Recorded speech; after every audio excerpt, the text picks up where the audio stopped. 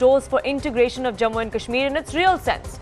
Ever since, the centre has brought some schemes and initiatives for the development of Jammu and Kashmir, for bridging the gap between Delhi and Srinagar. Now, some initiatives may leave one wanting, and some would say that's the case with the latest proposal as well. The Jammu and Kashmir administration is planning to create a database of all families in the Union Territory, with each of them having a unique alpha-numeric code, a family ID. The objective is simple. It's for ease of disbursal of welfare funds. Have an automated system to ensure last-mile delivery. But the opposition in the valley is up in arms. Former Chief Minister Mehbooba Mufti alleged that this was a surveillance state, that the centre was tightening its iron grip on Jammu and Kashmir. Many others too have raised data safety and privacy concerns. So is there any fact to these arguments that are being made? Are they valid concerns, or is it simply fear-mongering?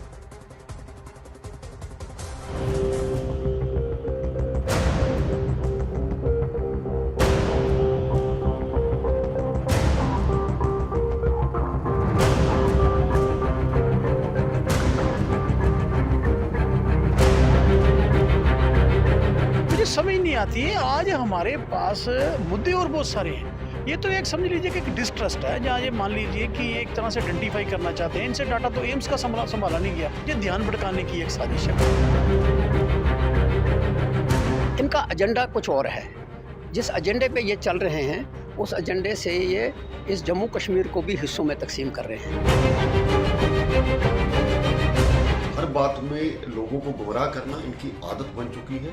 किसी भी अच्छे काम के लिए सवाल उठाती है।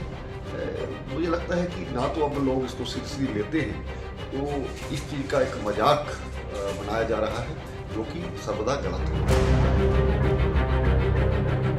तो चाहती हैं कोई कंट्रोवर्सी बने, क्यों? उनकी सियासत कंट्रोवर्सी के बिना कुछ नहीं है। वो क्या कहेंगे लोगों को? उनके पास कहने के लिए कुछ नहीं है।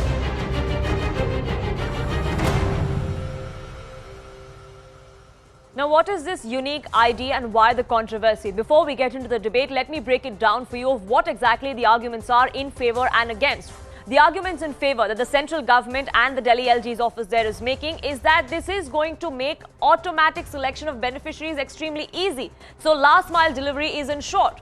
The arguments against say that this is profiling of communities by the authorities, by the Jammu and Kashmir LG's office. The arguments in favour go on to say that this scheme will determine eligibility for social benefits, so that all of the schemes, as far as welfare measures are concerned, they reach to every single beneficiary on ground. Now, those who are opposing this particular proposal, they say that this is only going to make Jammu and Kashmir another surveillance state, an attempt that is being made by the central government to tighten their iron grip. That's what Mehbooba Mufti alleged today. The arguments in favour go on to say that families or individuals will not have to apply separately for all the different schemes. Once you're part of that automated system, any and every scheme that you are eligible for, you will get the benefits of that. Now, those who are against this particular proposal, they go on to say, like Mehbooba Mufti, that this is only going to widen the trust deficit between the state, which is the central government here, and the people of Kashmir. The arguments against also go on to say that this is only going to tighten centre's grip. The centre is going to be watching you all the time, like Uncle Sam in America. The arguments in favour of such a proposal say that this is just one platform to ensure that all of the scheme benefits reach the last person on ground, and which is why it is extremely important. There are several arguments that are being made to allay fears by the central government. One of that also goes on to say that all of the laws, regulations, rules, whatever is in place as far as safeguarding of data is concerned, all of those laws will be applicable. There is no worry as far as safety of this data is concerned. That's the suggestion, that's the stand by the central government and the Jammu and Kashmir authorities. But there are many who do not buy that argument. They say that we have an inefficient protection system or a mechanism as far as cyber attacks are concerned, and that has been on display multiple times just in the recent past in Jammu and Kashmir as well. So the big question that we ask here on the right stand is, while PDP questions this unique ID in Jammu and Kashmir, is there any fact to it, or is this just fear politics after the abrogation of Article 370 and the Vikas push in Jammu and Kashmir?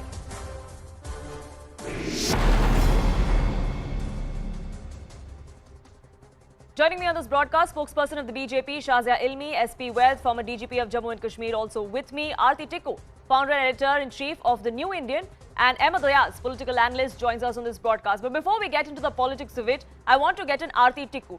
Now, Aarti Tikku, several people from within Jammu and Kashmir, several from within the minority communities have also raised concerns. I believe we do not have that line with Aarti Tikku, but let me get in SP Wed.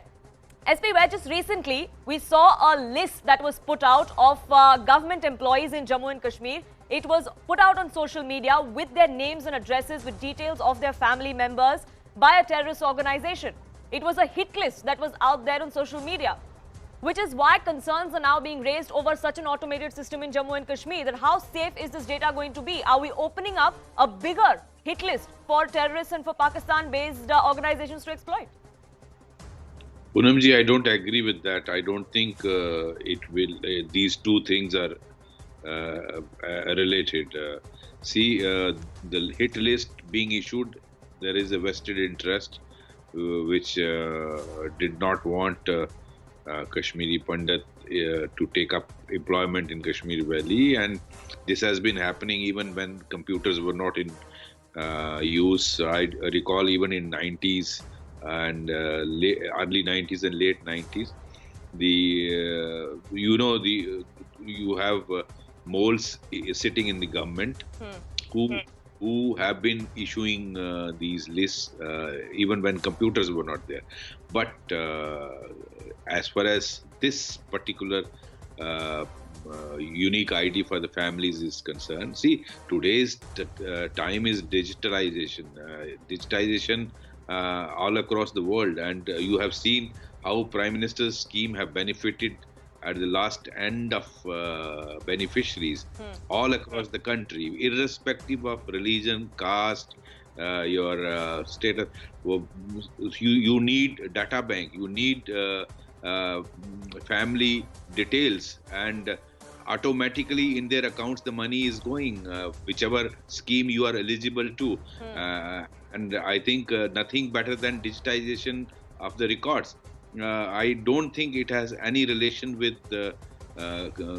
terrorism. See, sure. So you're saying that these concerns that are being raised about data theft or privacy concerns that are being raised as far as spyware attacks are concerned, ransomware attacks are concerned. We recently saw the AIMS mechanism also come under attack. So that is also another concern that is being raised. Are you saying those concerns are not exactly valid because they can be worked around?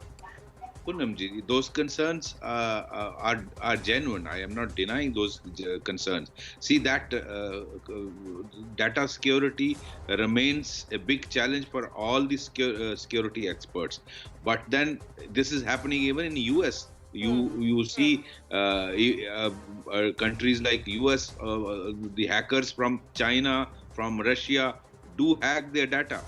But that doesn't mean we don't digitize our records. We don't do the computerization of records of all the citizens of the country. You had that way Aadhaar card record building of all citizens of the country. Right. Even that data is available. That could be hacked. So that continues to be a challenge. But then we have systems in place where we do protect. Hacking has been happening. This is an area which is a big challenge to all computer experts. But then that doesn't mean we don't go ahead with the digitization of records of the families to benefit the last man on the ground. Right. It's last mile delivery that is extremely important. That is also the justification or the objective has been cited by the central government, by the Delhi LG's office and the administration on ground. Ahmed Ayaz, do you agree with that? That yes, there are some concerns that are being raised, but they can be worked around, and that does not mean you shy away from digitization. There's nothing wrong with that. No, you'll have to see the totality. Why it's being raised. That's the biggest point. Why the question is raised in Kashmir. While I'm not a spokesperson for the PDP or I'm not a part of them, but you'll have to accept that whatever sometimes raised by anyone, if that happens to be the correct and it has a sense, I think we should acknowledge that. She's saying that if somebody says that yes, it is doubtful or there is doubts, well, I also say that see, there are a lot many things which are happening in Kashmir which may not be happening pan India. And if at all it's exclusively happening something in Kashmir, when we say that we are totally integrated and all that, whatever is happening here, that happens in Maharashtra or in any other state or any other province or any other UT. So similarly, it happens in Kashmir or J&K also.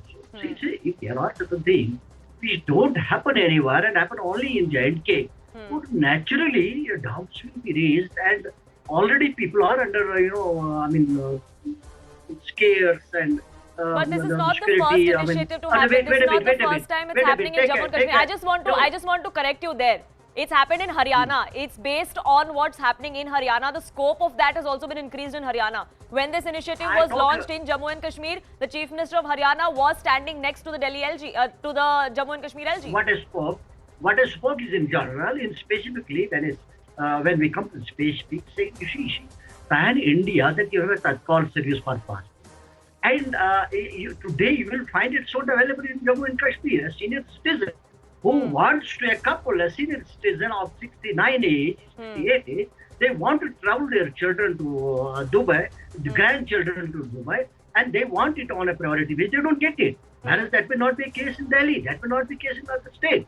See, question is, these are the things which one gives a reason to someone to feel that they are a bit discriminated, and there is something extra, something different being done with the Kashmiris than that on security, on these situations. Sir, when the special status existed in Jammu and Kashmir, when Article 370 was there for years together, for decades, there was something different happening in Jammu and Kashmir. But at that time, there was no suspicion that was raised. Now that that has been removed, like the rest of the country, there seems to be suspicion that is being raised that somehow Jammu and Kashmir is different.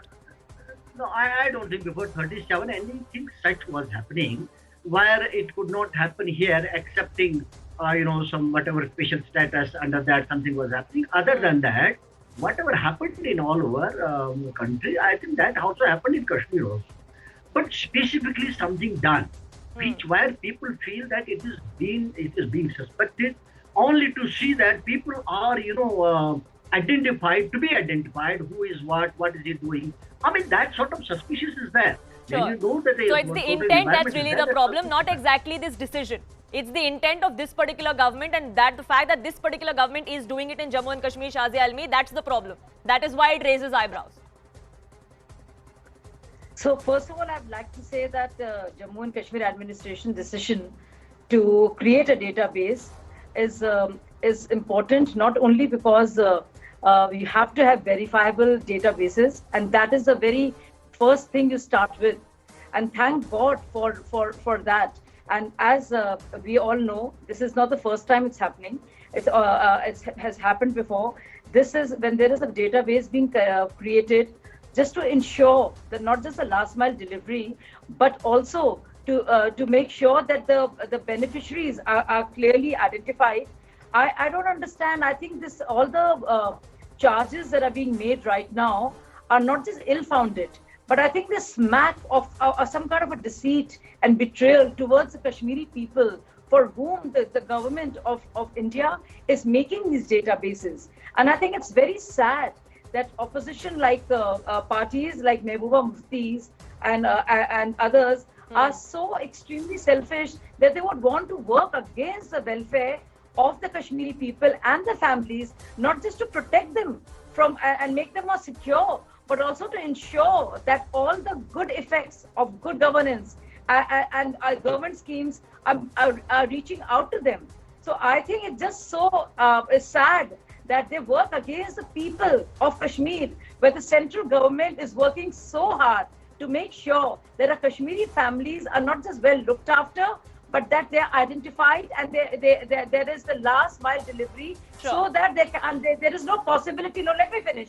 Because normally when you have to get from a beneficiary more reports and more records to ensure furtherance of delivery. But in this case, if this is verified, this data, it will ensure that no further documentation will be asked for. And this is only to make delivery mechanism better. Who would think of that?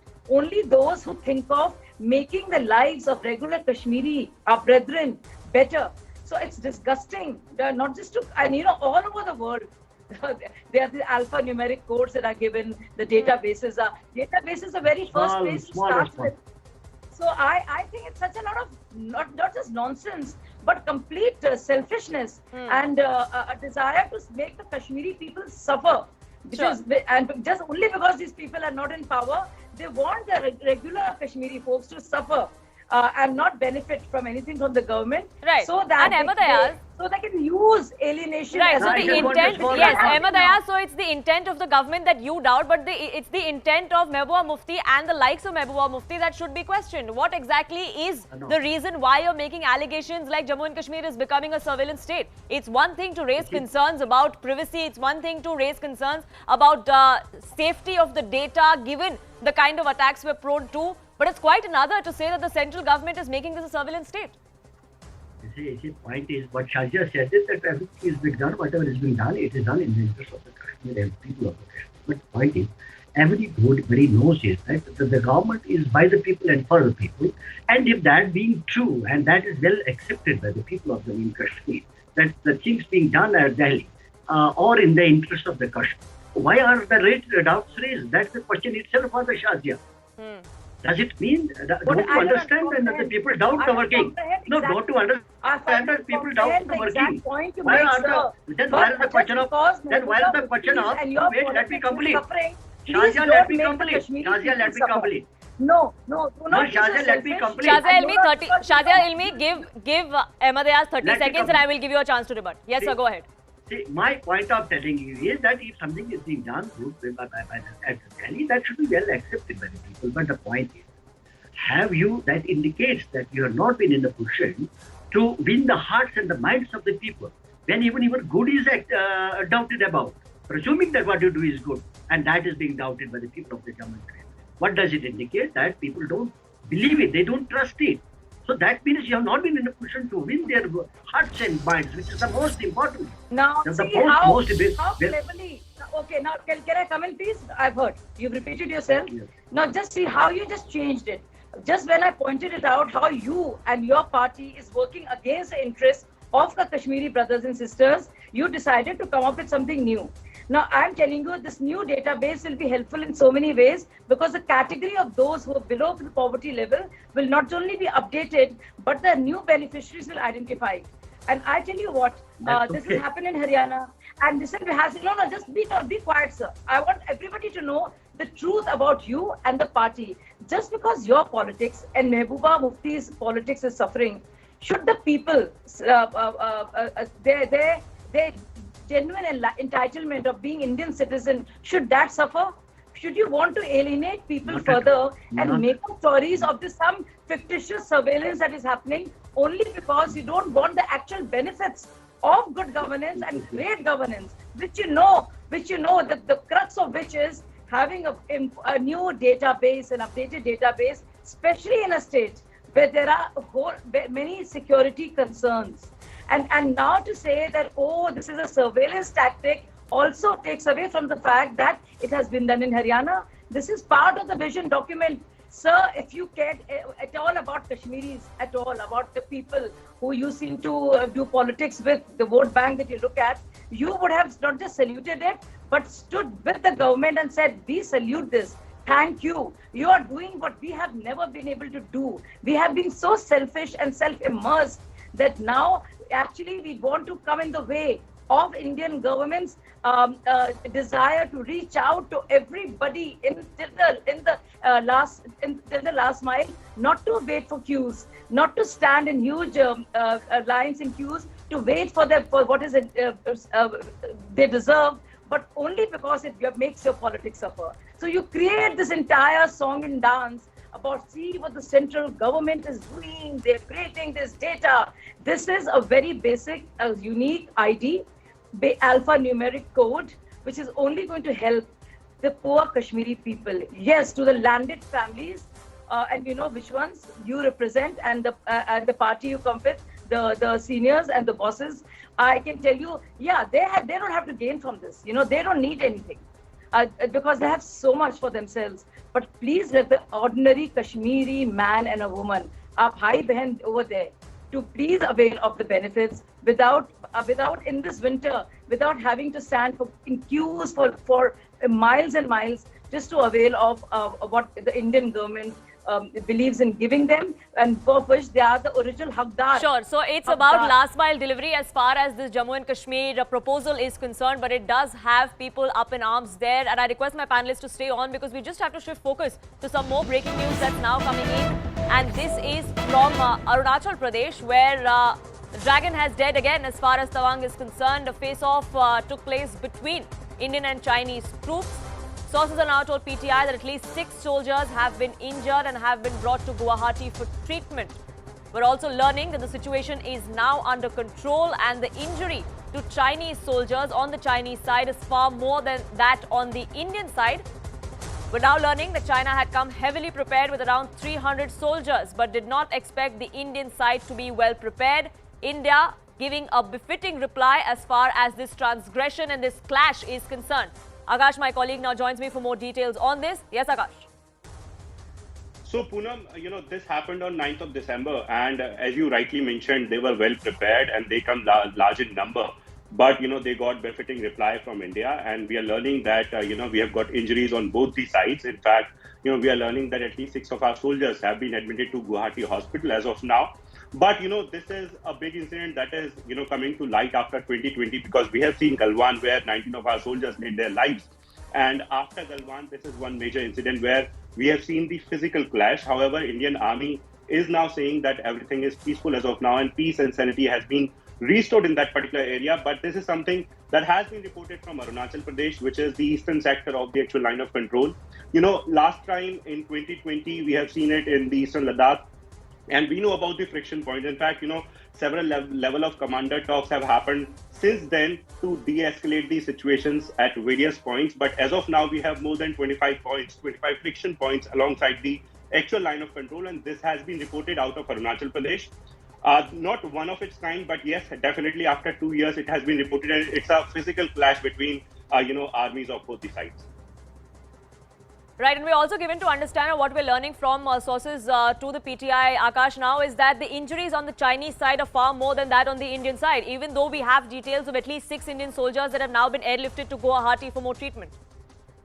Exactly, and as I mentioned earlier, they were large in number, they were well prepared, and they had some sort of intention for this particular clash, but they were not sure as to, what kind of preparations they'll be getting on the other side, and that's the reason why, they have got more injuries. In fact, 6 is the only number. This is what we are learning as far as, Indian side is concerned. But as far as their injuries are concerned, so they got, befitting reply even when they were large in numbers. And that's the reason why, in fact, our sources are telling that they have got more people injured, even more soldiers are injured there.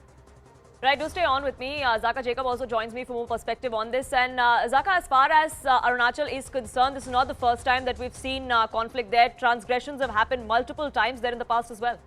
Oh yeah, the most famous one being Samudrong Chu back in 1986, and that went on for a number of months before that situation got resolved. I think the only sort of silver lining in this incident in Tawang is that no major weapons seem to have been used. It seems more like hand-to-hand clash, like what we saw in Galwan 2 years ago. In Galwan, you'll remember that a large number of these soldiers died because they fell into the icy waters of the Galwan River. So it was because of hypothermia. In the Tawang case, what we do know is that top military sources have told PTI, and PTI is reporting that at least 6 soldiers were brought to a hospital in Guwahati. They're said to be stable right now. But I think, like I said, if guns were not used, if heavy-duty weaponry was not used, and it seemed like hand-to-hand combat, one part is, yes, the injuries sustained have been minor, and therefore that is not that much of a concern. What is of a concern is that this frequent misperception that seems to be happening on where the line of actual control lies. Obviously, the Chinese side thinks it's way inside Indian territory, and vice versa. There have been instances where Indian troops have patrolled into what the Chinese perceive as their territory, and there have been standoffs in the past as well. So I think a couple of things. In the case of Tawang, why this is important is it's not just about a contested boundary.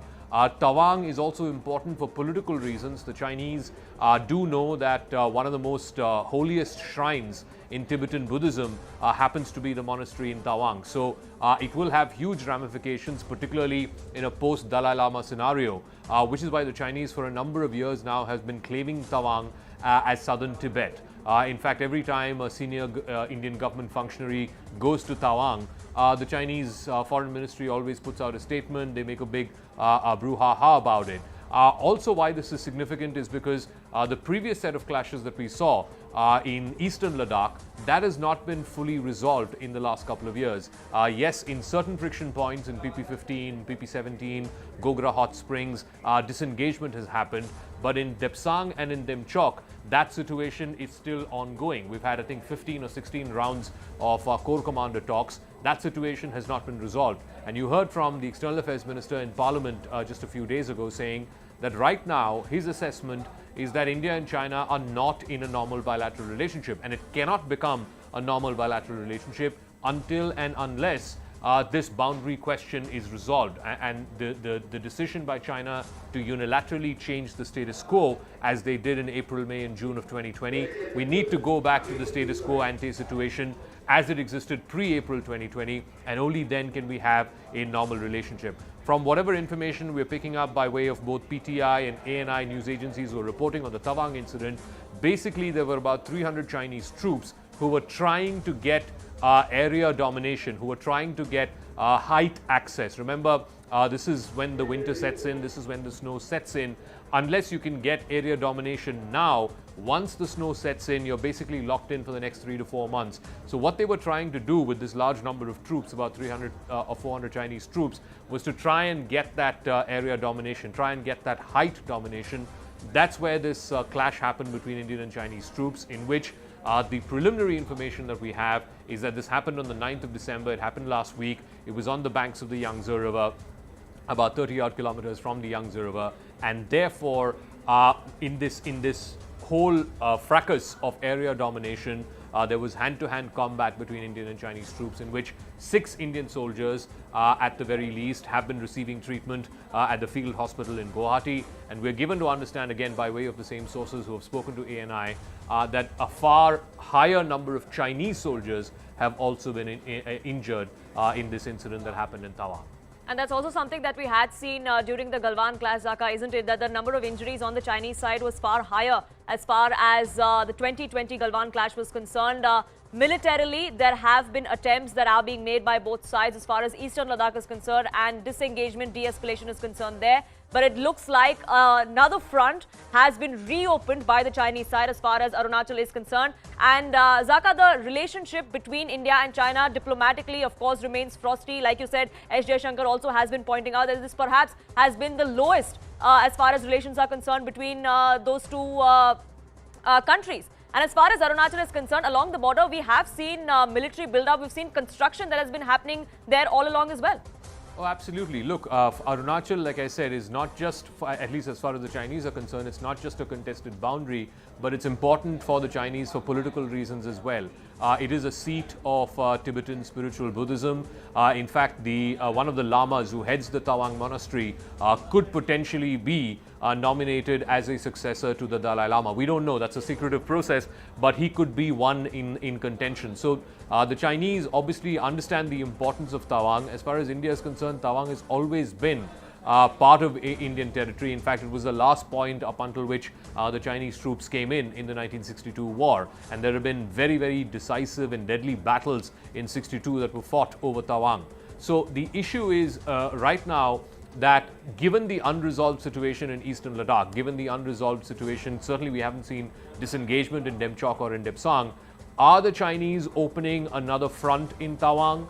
Or was this, restricted to some localized factor, the local commanders on the ground, like I said, wanting some form of area domination by capturing the heights? Because once the snow sets in, it becomes very difficult for mobility in these regions. So was it some localized factor that led to this clash? Or are they opening a new front in the hope that once the snow melts in the next few months or so, they would again try and change the status quo as they did with the eastern Ladakh sector or the western sector as it's known. We don't know that. Also, you have to understand that the domestic situation in China has been rather precarious in the last few weeks. We've had all of these protests around zero COVID, so much so for the very first time in a very long time, the central government and various provincial governments have had to sort of ease up on the restrictions because of zero COVID. They've sort of banned mass testing. They've taken away quarantine requirements, and just today there's this app that basically you have to fill in every time you enter public spaces and so on. That has also now been done away with. So the Communist Party, the ruling elite there in China, have been facing the heat because of zero COVID. So it's entirely possible that they are opening a new front to try and divert attention away from this tricky domestic issue. Or, like I said, was it a very localized sort of clash? Did the local commanders there jump the gun? Were they trying to be over enthusiastic by trying to get some kind of area domination before the snow sets in? I think all of these factors will be at play. What we know as of now is that there doesn't seem to be any kind of lethal weapons that were used in this attack. No fatalities have been reported either from the Indian side or from the Chinese side. Whatever injuries have been sustained, these seem to be minor in nature, and it seems like this was some form of a hand-to-hand combat or hand-to-hand clash that happened on the 9th of December. And the situation on ground is under control is also what we're learning from our sources. Abhishek Jha, my colleague, also joins us on this broadcast. And Abhishek, as far as Arunachal and transgressions by China is concerned, there have been several instances where there have been eyeball-to-eyeball confrontation. We've had reports of youth being abducted by the Chinese, by the PLA earlier this year as well. So we've had those kind of minor instances, minor transgressions, build-up, construction that has happened along that particular stretch. But this is perhaps the first time that we are seeing a hand-to-hand combat that happened much like in Galwan 2 years ago. So it looks like the differing perceptions that India and China both have along a line of actual control. China has been trying to use that different, differing perception for its own benefit, for its immigration, for trying to dominate the area and increase the length and breadth of its boundary along inside Indian territory. Because in the last, as you Sorry mentioned, to interrupt you there, Abhishek. I will come back to you. Former Army Chief General Shankar Roy Chaudhary joins us on this broadcast. So thank you so much for speaking with us. After Galwan, 2 years and a few months later, we're now seeing a similar situation on the other front, on the western frontier as far as China is concerned. India, of course, has given a befitting reply. We're now understanding that the injuries on the Chinese side are much higher than that on the Indian side. Yes, and I think India should not get too nervous. We are... General Roy Chaudhary? We'll try and fix that link with the former Army Chief over what exactly transpired, not just in this particular instance, but what has been going on as far as the India-China LAC conflict is concerned, be it on the eastern frontier, which is as far as eastern Ladakh is concerned, or in Arunachal Pradesh. And coming back to Abhishek, who continues to be with me. Abhishek, like we were discussing, there have been several instances in the past as well where transgressions have been reported in Arunachal by the Chinese PLA. Of course, and it looks like China has already given some sort of feelers to the Indian side, because several abduction, and then of course both sides negotiated the terms, and then those people or those Indian citizens who were abducted by Chinese soldiers, or they were captured and arrested by Chinese soldiers on the charges of being transgressing in their boundaries, they were returned. But then it did give a feeler that Chinese troops along that line of actual control are trying to dominate that area. They are trying to dissuade people, shepherds who normally along line of actual control, which is sort of very broad. So they do go there for this grazing purpose and other purposes. So the local population normally do not follow the line of actual control in very rigid manner. So there is some sort of flexibility that has been traditionally there for the local population from both the sides. But in the recent weeks, that flexibility was something that Chinese side was not giving to the Indian citizens along the LAC. And of course, the whole political dynamics and geopolitical dynamics of Tibet being part of China, and Tibet being part of mainland China, and Arunachal also being part of extended Tibet is something that is already there in the Chinese political narrative. And with the recent third successive terms as the president of China, Xi Jinping, of course, has to show some sort of political, theft along the line of actual control, especially with India, because India shares long boundary with China, which is contested by both the sides also.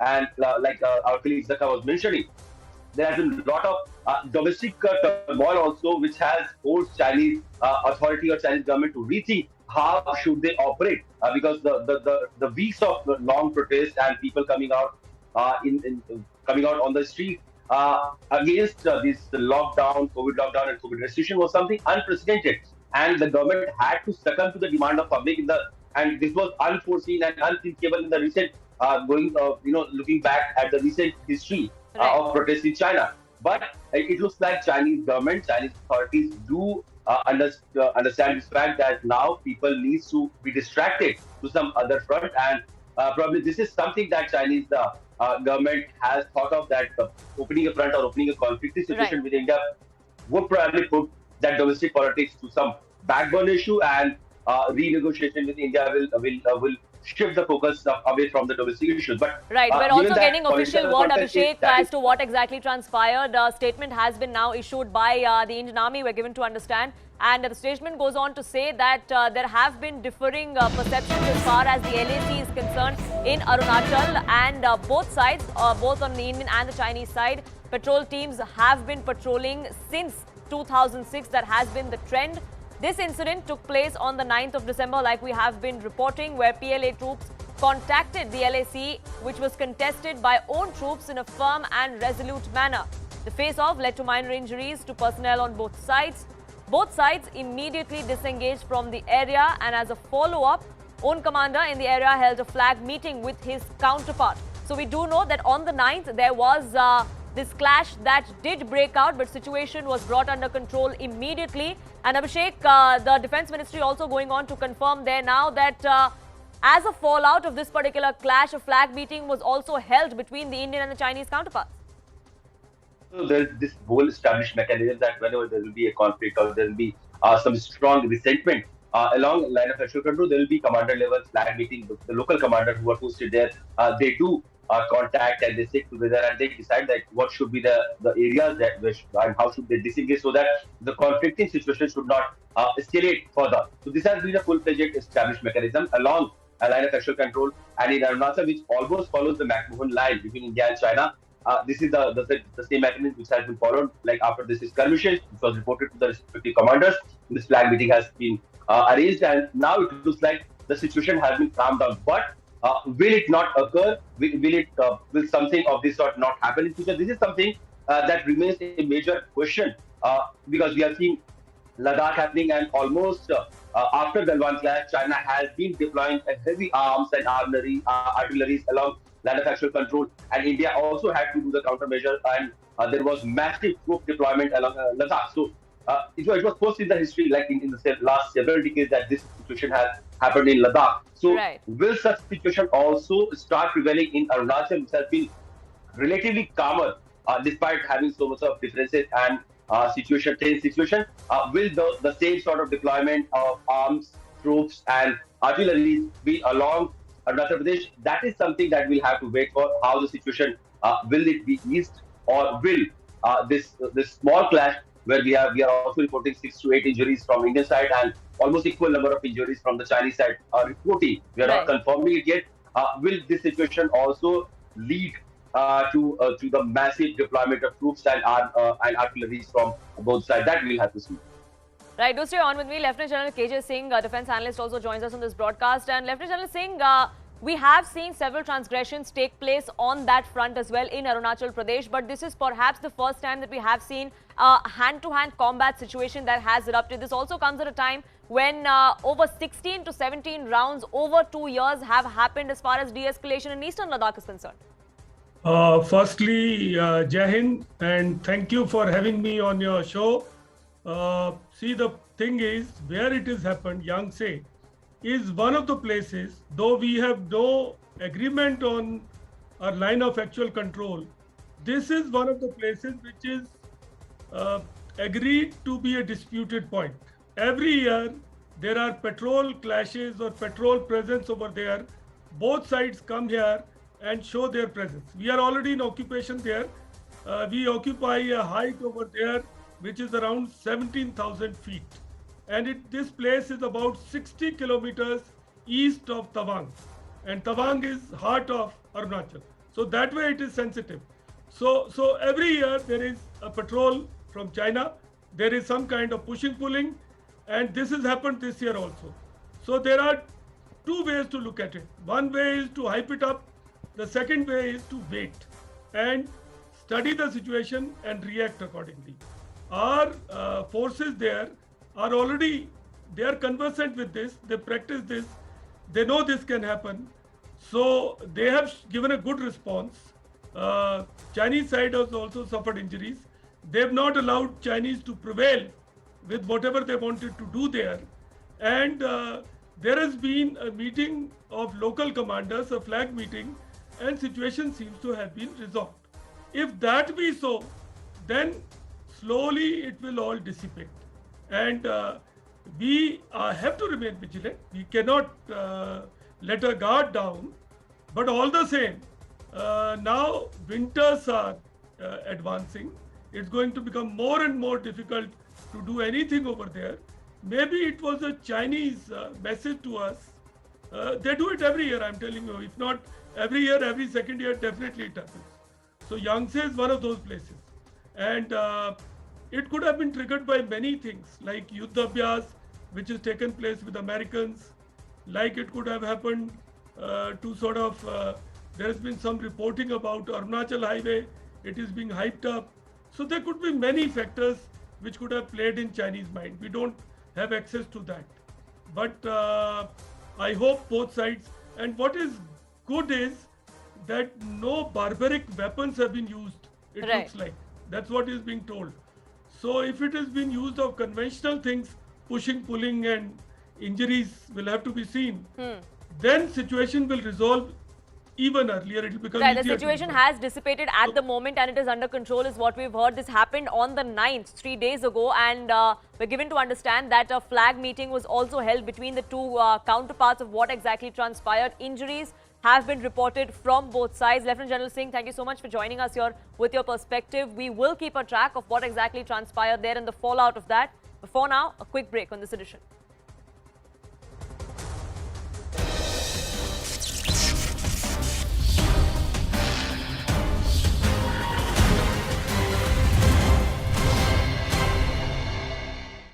और माफी मांग ली पर मुंह से कैसे निकाल सकते हैं ऐसी स्टेटमेंट? वो निकल गया, उनको गुस्से में रहे थे उस समय, भाषण देते समय गुस्से में निकल गया उनका, और इसके बाद उन्होंने तत्काल माफी मांग ली. All right, Mr. Agarwal, I want you to stay on the line with us because we're also being joined by BJP's RP Singh. Mr. Singh, thank you for speaking to CNN News 18. We have this massive breaking development where a Congress Neta has essentially called for the killing of the Prime Minister. We have just spoken to Mr. Manak Agarwal, who is saying that it accidentally came out of his mouth and he has asked for forgiveness. But how do you see this? Well, it's not the first time it's happening. Earlier also, the leaders from UP has that will cut the Prime Minister into pieces. So this is an ongoing stated mindset of the Congress party, which keep reflecting by various leaders. Various leaders keep talking on this line, and this can't happen without some basic consent or some basic line being drawn by the higher up. Because how can a leader say that I'll kill the leader, or let's kill the leader, or let's kill the Prime Minister of the country? So this is clear that it's somewhere in the mind, because they can't defeat BJP or the Prime Minister Modi electorally or democratically. So that's why they are indicating that let's kill him. And earlier I remember Mr. Manish Shankar Iyer has gone to Pakistan and has yielded to Pakistan to help remove Prime Minister Modi. So they can go to any extent because they don't believe in democracy or democratic institutions. Absolutely. Now, how is your party prepared to deal with this statement? Are you going to be filing an FIR? What are you going to be demanding when it comes to action against this Neta? The local BJP will take initiative in this and do whatever is desired in this matter. But this is clear that this affects the DNA of the Congress party, which if they can't remove a person democratically, then they get into other modes and means of removing the person from the from the electoral process or from the country or from the democratic process of the country. Controversial statement of MP Congress leader about Prime Minister Modi. Madhya Pradesh Congress leader and former minister Raja Patoria says that the Prime Minister will divide on the basis of religion, caste and language. He then goes on to say, and I quote, "Be ready to hurt the Prime Minister if the constitution is to be saved." This is a big shocker coming in. Modi धर्म जाति भाषा के आधार पर बांट देगा, दलितों को, वनवासी आदिवासियों को और अल्पसंख्यकों का भावी जीवन खतरे में है। संविधान यदि बचाना है तो मोदी की हत्या करने के लिए तत्पर रहो, हत्या इन द सेंस कराने का काम। कार्यकर्ता की उपेक्षा नेता की उपेक्षा होती है, और नेता जब कार्यकर्ता की उपेक्षा होती है तो Now I'm crossing over to News 18's Manoj Sharma to get us more. Manoj, ये मंत्री ऐसे क्यों कहा? Yeah, in fact, he was addressing his party workers there in Patna district of Madhya Pradesh. In fact, last night he was talking to party workers, and he was saying that Prime Minister Narendra Modi, he was referring how he's going to put an end to elections in this country, how he's going, he was simply, his allegation was that Prime Minister is in fact dividing the nation on the basis of caste, creed, language, all these things. These were the wild allegations by the former Minister of Madhya Pradesh. Raja Patoria was the minister in the Vijay cabinet. In fact, he is also saying that referring to, very objectionable language was used by Raja Patoria, and that is why BJP has reacted very sharply, and we are right now with Madhya Pradesh Home Minister. He is also reacting on this matter, and in fact, BJP government in Madhya Pradesh, they can go even to the extent of filing an FIR against Raja Patoria for his objectionable comment. Absolutely. Now, Manoj, this is not the first time that the Congress member has really made statements against the Prime Minister when it comes to something of this shocking nature. Can you take us through what's happened in the past with the Congress and their statements as well? Yeah, in fact, if you look at, you must remember that statement by Mani Shankar. In fact, now BJP leaders here in Madhya Pradesh, they are saying that all the time these party members of opposition, in fact, particularly from the Congress, they keep on targeting Prime Minister Narendra Modi. That's okay. They can target Prime Minister on the issues. In fact, there must be some issues on which they should target Prime Minister Narendra Modi. But how can they use such a foul language against anyone, particularly against the Prime Minister? He's a Prime Minister of the country. He's not Prime Minister of the BJP or the Congress or the Aam Aadmi Party. He's Prime Minister of this country, and how can they use such a foul language against Prime Minister? And that is why Madhya Pradesh government and can even go to the extent, as I was referring to you, that they will file some case against Raja Patoria on this matter. Absolutely. Now, this, as you mentioned, is a big shocker because you cannot openly threaten the Prime Minister of a country like this. Can you tell us more about how the BJP has responded to this? Because you were saying that the Home Minister has, the MP Home Minister has. Yeah, in fact, BJP leaders are saying that this language, what he is saying, that he was saying that Prime Minister Narendra Modi is going to put an end to election. Then he said Prime Minister Narendra Modi is dividing the nation on the basis of religion, caste and language. And then he is saying that there is a threat.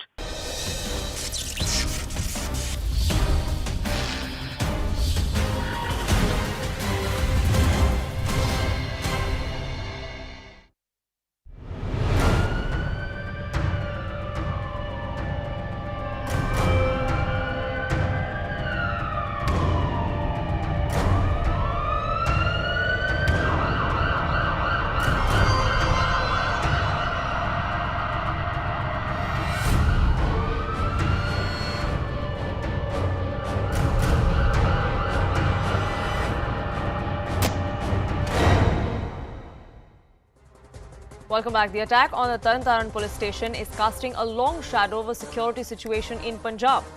The IG police there confirmed that 4 people that were involved in the planning and execution have now been detained. Investigation is on. It's a multi-agency probe that progresses. But even as that happens, a clear Pakistan-Khalistan link is now emerging.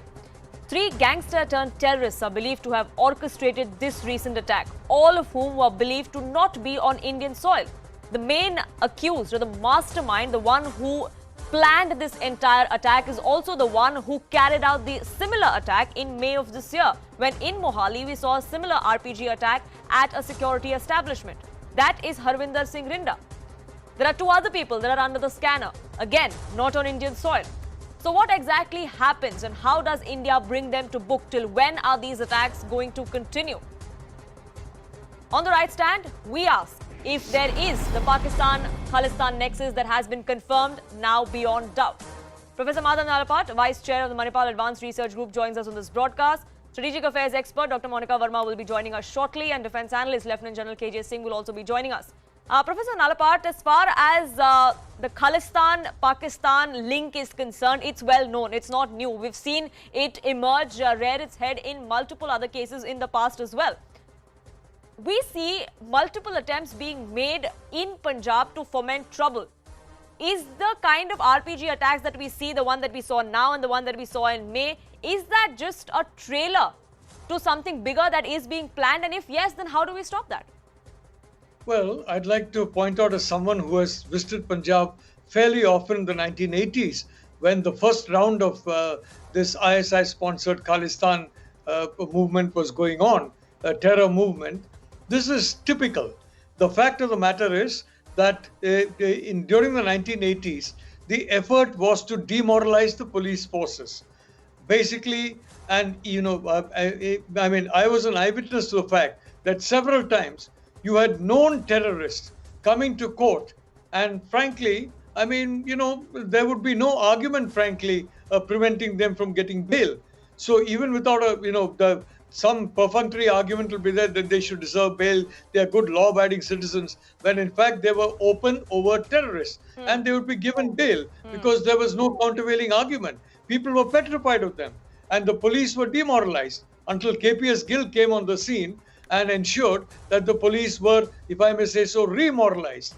So this demoralizing of the police as a softener before a lot of other activity takes place was there in the Punjab in the 1980s, and the same playbook, the same copybook is being used now. What is interesting here, you have the Sikhs for Justice openly claiming that they are responsible for this. Sikhs for Justice is an American NGO registered in the United States.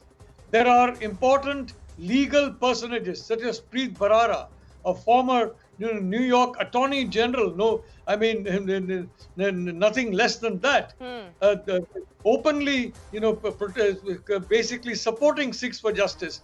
I think the least we can do is to ask the American government, the administration, to declare Sikhs for Justice a terror organization because they have openly claimed credit for the Mohali attack. And we also have Gurpatwant Singh Pannoon, who often incites violence sitting on foreign soil in Canada. And we've been trying to raise the issue of his extradition, of even an Interpol Red Corner notice. And even that somehow has been stalled by the Interpol. Even that's one step that we haven't been able to take as far as bringing to book these terrorists are concerned. And Lieutenant General KJ Singh, now Punjab is extremely important as far as security, not just of the state, but of the entire country is concerned. So if repeated instances like this happen, just two attacks in 7 months in just 1 year, and the year is not even ended yet. If this is just the tip of the iceberg, where are we headed? How do we combat this kind of menace or this kind of terror that we are now seeing? See, I am myself very worried. It's a border district.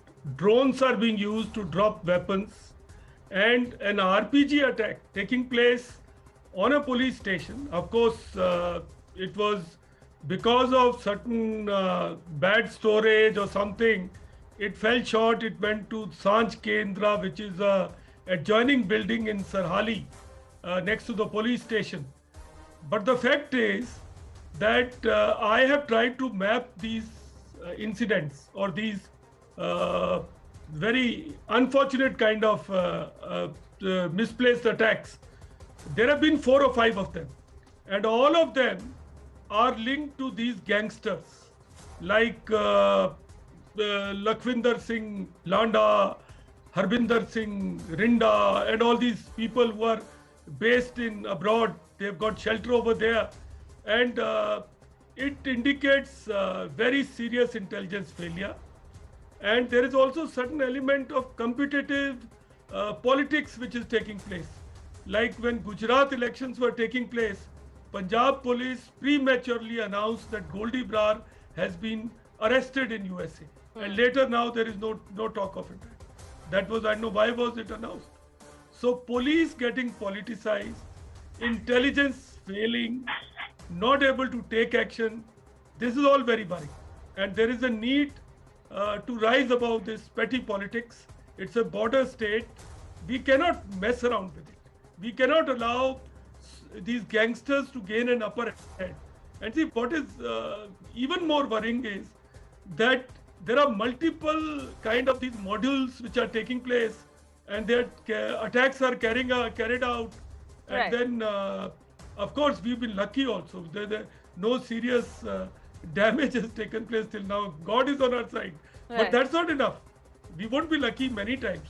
So there is a need to carry out, and also there is a problem of large presence of weapons in these areas. See, there were some orders passed to check proliferation of weapons and get them deposited, regulated, but that's not being allowed to happen. That order has been taken back because of populist kind of concerns. So in these districts of Firozpur, Gurdaspur, Taran, there are large number of gun houses. People have got weapons on the pretext of personal protection, but these are often misused. Right. And now Pakistan is into this game. They are sending weapons. Though this weapon, right, every now and then we see weapons and arms ammunition being dropped via drones from across the border. Many of them have been shot down. Many of those attempts have been thwarted. But we do not really have any track of what exactly has transpired before and after, and how these attempts from the Pakistani side continue to take place. And Monica Verma, that really is the worrying part. Yes, the Pakistan-Khalistan nexus is a known one. It's an open secret. But in the recent past, we seem to be seeing a renewed vigor with which they seem to be acting against India. Absolutely, there's a renewed vigor, like you said. And in fact, in this very case, first the Sikh for Justice, they claimed the responsibility for the attack. And now we have seen, Ghazwatul-Hind, which surprisingly is a Kashmir-based terror organization. And they have been focusing their activities in that area. They are an Al-Qaeda affiliate, and now they have also claimed the responsibility, which, I think is nothing but a way to misguide the police, misguide the investigative agency, so that they are not able to, reach any concrete conclusion. But this nexus between the Islamists and the Khalistanis is something that, India has been dealing with from a long time. And right now, whatever is happening, it's worrying on many fronts because, Punjab happens to be one state that was very, peaceful after a long time, where we were focusing on economic development.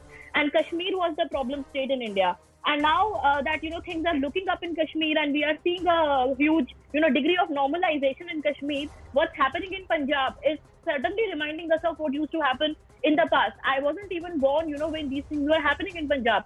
So it's really worrying, for someone like me, people of our generation, to see Punjab fall into the abyss of this instability and absolute, law and order threat. And the ruling party, the Aam Aadmi Party, you have a party there which is, I don't want to say that, but it's really unfortunate that there is politicization of the police, the law and order mechanism, and there needs to be a greater accountability. And in fact, the SFJ, interestingly, they have been claiming that they are fighting for the Khalistan cause and they are holding referendum across the world. But with their very open and very apparent, links with the terrorists, I am really wondering why can't we use our diplomatic, power, diplomatic wherewithal to stop anyone who is voting in these referendums, or to stop anyone who has any sort of linkages with the SFJ to visit India or to travel to India. Educated people, the Sikhs in these countries, they should actually be disowning it publicly and stop. Absolutely. So diplomatically, pressure needs to be applied. Militarily, of course, there has to be a synergy between all agencies, the state machinery, the army, the BSF, because Punjab is a border state. Security of the state is not just important for that particular region, but for the rest of the country as well. And which is why, as we see stamp of Pakistan-Khalistan linkages to such kind of attacks more and more that come to the fore, We have to develop a mechanism that synergy between multinodal agencies needs to be in place. And that really is the message that is coming in from all our panelists tonight. I thank you all for joining us with your perspective here on this edition. With that, it's a wrap from me. Thank you so much for tuning in.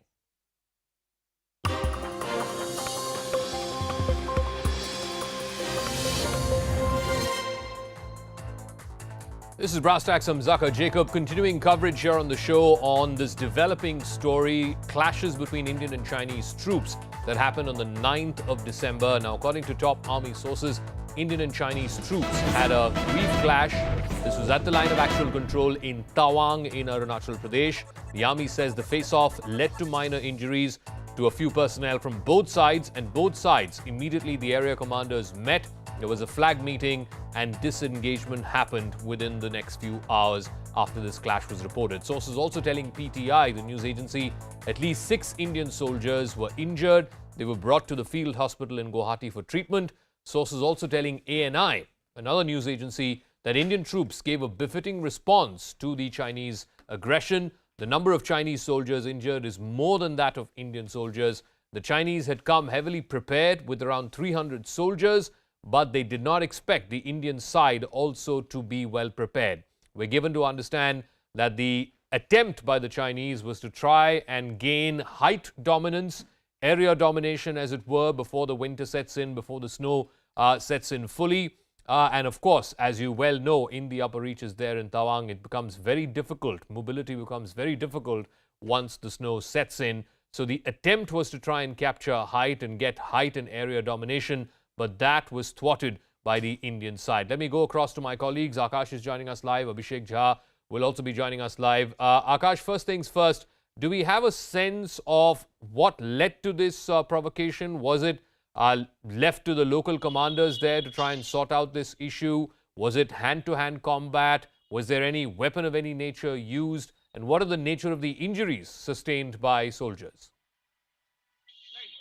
First of all, we have got no clarity as to what was the reason behind it, but definitely our defense sources are telling us that, they were large in number and, they were not, they were not ready with the kind of reply they got. Also, talking about the numbers, so 6 is the figure from Indian side. We are learning that at least 6 of our soldiers are injured. But, talking about this particular point, Zaka, so it's this particular area is not an all-weather approach area, and that was the reason why they were looking for the dominance. This is what we have learned.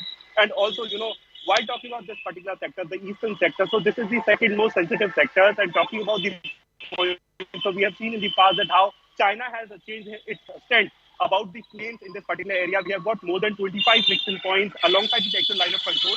But talking about this particular incident, this has reported, from 9th of December when this has happened, and it is happening after 2 years, because we have seen Galwan, how our brave our soldiers laid their lives. And after Galwan, this is one incident where this was a clash that was reported from this particular area of Arunachal Pradesh. Also, Zaka, in 2021, we are learning that similar kind of face-off happened, but this was a minor one. But this time, it was a clash where, both the sides have suffered injuries, and 6 of our jawans are injured as of now, and they have been shifted to the Guwahati hospital. Also, Zaka, this is important to mention that they were large in number. Even then, they have got, more injuries. In fact, we are learning that the number there on their side is more than 10. More than 10 of their soldiers are injured as of now, but this is again not confirmed, and we are looking for some more clarity on this as well. All right, so 6 Indian soldiers receiving treatment at the field hospital in Guwahati, more than 10 injured on the Chinese side. Abhishek is also joining us. Abhishek, the fact that the previous standoff in eastern Ladakh has not been fully resolved in Demchok and Depsang, certainly the disengagement has not happened. On top of that, now you have this incident in Tawang. How is Government of India seeing this? Are they seeing this as a localized incident, or is this further provocation? So, Zaka, if you could just look at this whole incident in a broader perspective. So, this kind of failure has been given by China in the last several months, because we have seen multiple reports of China improving their infrastructural capability along LSC in Arunachal Pradesh.